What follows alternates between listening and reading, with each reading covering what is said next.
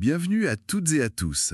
Aujourd'hui, on plonge dans l'univers de Nalia, une jeune artiste dont on entend parler pour son premier album, Miss Smiles. Exactement. Et pour en parler, on s'appuie notamment sur une interview qu'elle a donnée. C'était sur Sud Radio. Oui, et ce qui est assez marquant d'entrée de jeu avec Nalia, c'est vraiment la façon dont son projet est né. Ah oui. Bah ouais, c'est grâce au soutien des internautes. 144 contributeurs sur My Major Company, une plateforme participative. Le crowdfunding. C'est vrai que c'est une manière assez particulière de démarrer pour un premier album. Carrément, ça sort un peu des schémas classiques, quoi. Et donc l'idée, c'est un peu de retracer son parcours, en se basant sur ce qu'elle raconte elle-même dans cette interview. Voir un peu comment on passe d'une passion d'enfance à un album financé comme ça par le public. Et cette passion, franchement, elle vient de loin. Elle dit avoir commencé à chanter vers 3 ans. 3 ans, c'est fou. Avant même de savoir parler, pratiquement. C'est ça, avant même de maîtriser vraiment le langage.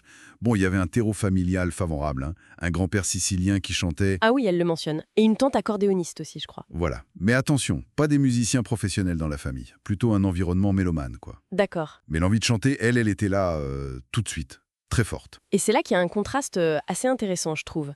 Parce que cette envie très précoce, elle est mise un peu de côté au début, non? Pour un parcours plus... Oui, plus sérieux, on va dire. Voilà, bac L, et après elle fait un DUT, technique de commercialisation, à Lyon, il me semble. C'est ça, elle explique qu'elle voulait avoir un bagage, comme si la musique au départ c'était peut-être secondaire, ou moins sûr en tout cas. Bah oui, une sécurité. C'est compréhensible aussi. Tout à fait.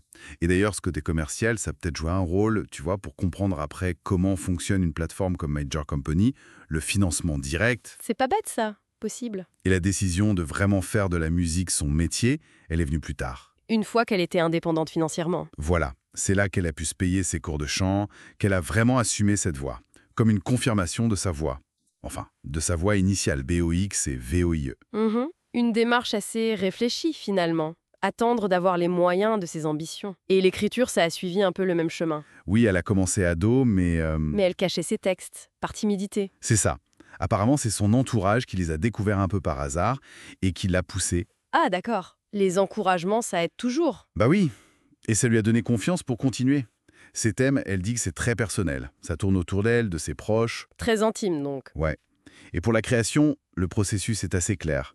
Elle écrit le texte d'abord, D'accord. et ensuite elle confie ça à un compositeur pour la musique. Pour cet album, c'est surtout Gérald Grasson qui a travaillé avec elle. Ok. Et on arrive donc à cet album Miss Smiles. Le financement via Major Company, on en a parlé, mais il y a une anecdote assez sympa là-dessus. Ah oui, laquelle? Avant de lancer son propre projet, elle était inscrite sur la plateforme comme productrice. Ah ouais, elle misait sur d'autres artistes? Exactement. Elle finançait d'autres projets avant de se dire à mon tour. C'est assez révélateur, je trouve. C'est marrant, oui. Donc l'album, il est dispo où? Sur son site, j'imagine? Oui, nalia.fr, et puis sur les plateformes de streaming, les plateformes numériques classiques. Et le titre, Miss Smiles, ça évoque quoi? Elle en parle? Oui, elle parle d'une énergie positive, d'un truc qui donne le sourire, et aussi beaucoup de voyages. Il y a cette phrase dans la chanson « Jamais ici, toujours là-bas ». Ah oui, ça donne le ton. Complètement. Et niveau langue, elle chante en français principalement? Oui, en français. Malgré ses origines siciliennes par sa mère, elle dit que l'italien n'est pas sa langue maternelle, donc pas de chanson en italien. Logique. Mais la petite surprise, c'est qu'il y a un titre en croate. En croate. Côte couchée, c'est ça? Oui, voilà, assez inattendu, Carrément, ça vient d'où? Elle ne détaille pas trop dans l'interview, mais ça suggère peut-être une autre partie de son histoire, plus personnelle, qu'elle a choisi d'exprimer comme ça. Intéressant. Et elle décrit la musique de l'album comme quelque chose qui donne le moral. Le genre de musique parfaite pour voyager, pour écouter en voiture, pour s'évader un peu. Ça colle bien avec le titre Miss Smiles et le côté voyageur. Et sur scène, ça donne quoi? Alors, elle travaille beaucoup avec un guitariste jazz, Mathieu Rosseo, pour le côté live. D'accord. Et elle mentionne des projets de concert, une date prévue à Lyon, au Pressoir, et puis elle participe aux sélections Génération Réservoir à Paris. Ah oui, le réservoir, c'est un bon tremplin, ça. Exactement. Elle cite d'ailleurs Zaz ou Flavia Coelho comme des artistes dont elle aimerait suivre les traces. On sent cette envie d'une scène vivante, proche du public. Ça fait sens avec son parcours et l'énergie qu'elle décrit. Tout à fait. Ce parcours, il montre bien une sorte de détermination tranquille, tu vois.